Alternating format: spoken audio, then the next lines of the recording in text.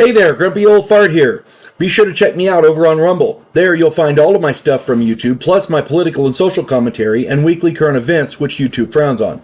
Links to my Rumble channel as well as my other YouTube channels and links to let you order my books are in the description of this video. If you enjoy my content, please like, subscribe, share, and comment. I welcome your comments even if you disagree with me. Now, on with the video. Hey there, Grumpy Old Fart here. I'm doing an advanced Dungeons & Dragons monster video on the Froghemoth. Yeah, I said that right, the Froghemoth. Yeah, this is one of the weirder monsters.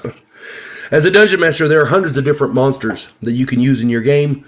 Most of the time, Dungeon Masters tend to use orcs, ogres, trolls, dragons, giants, the ordinary monsters, if there's such thing. Once in a while, you want to throw something truly mind-boggling into the mix. You want to use something big and bad enough to really challenge your players and strange enough to make your players ask, what the fuck? Enter the Froghemoth. The Froghemoth can be found on page 67 of the Advanced Dungeons & Dragons Monster Manual 2. Be sure to read up on this monster very thoroughly before you put it into your game. It is a little complex. So, read through it a couple of times. Excuse me. The Froghemoth is huge. It is 18 feet long and 10 foot wide. This thing is big. It's as big as a small dragon. It has 16 hit dice, and does incredible damage, 5 to 50 points on a bite.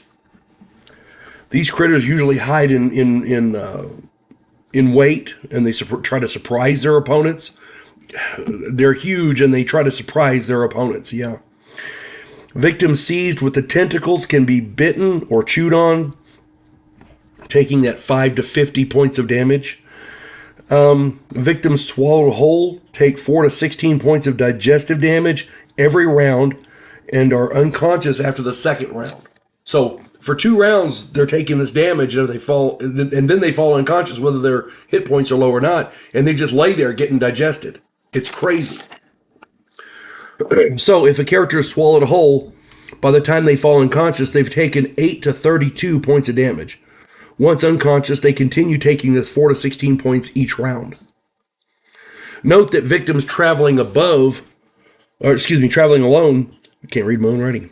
Note that victims traveling alone are much more vulnerable than one might even think.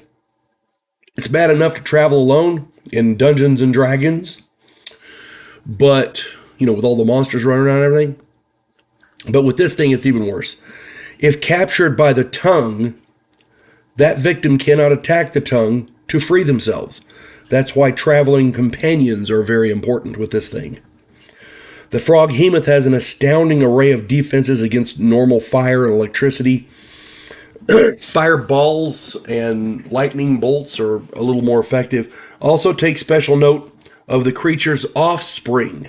Tadhemoths are dangerous as well. Froghemoths are a little complex to run, but I guarantee your players will be thrown for a loop.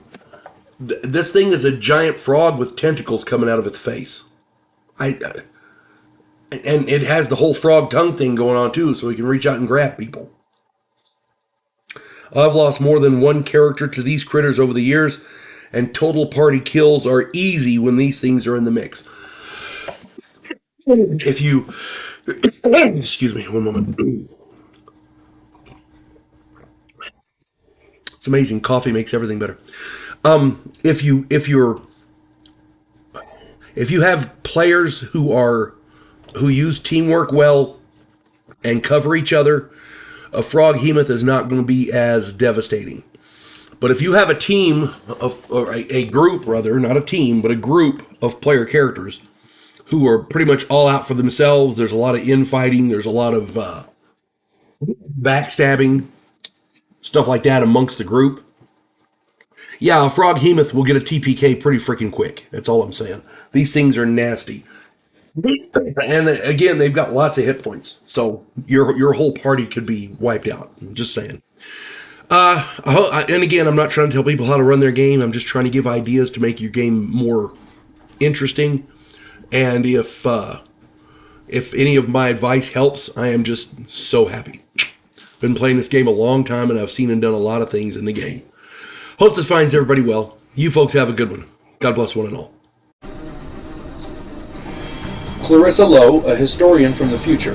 Delmore Kane, a Civil War veteran turned outlaw. This oddball pairing faces a conspiracy of epic proportions spanning the centuries. If you like action and adventure westerns with a splash of science fiction and fantasy, check out my book series Drifters and their ongoing adventures. Clarissa Lowe, a historian from the future. Delmore Kane, a Civil War veteran turned outlaw. This oddball pairing faces a conspiracy of epic proportions spanning the centuries. If you like action and adventure westerns with a splash of science fiction and fantasy, check out my book series Drifters and their ongoing adventures.